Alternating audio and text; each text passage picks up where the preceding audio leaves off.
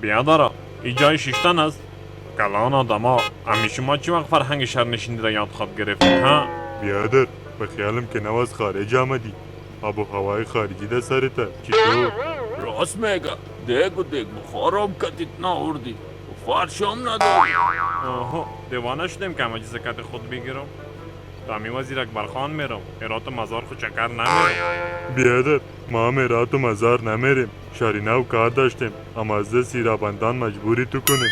آها من از شما شکایت میکنم. همیالی به پلیس زنگ میزنم.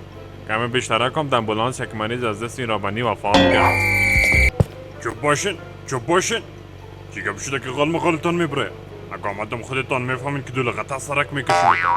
آمر صاحب خوب شد که شما آمدین. تو ببین ای بیادبانه که از سر سرک خانه خاله جور کرد تلویزیون میبینه.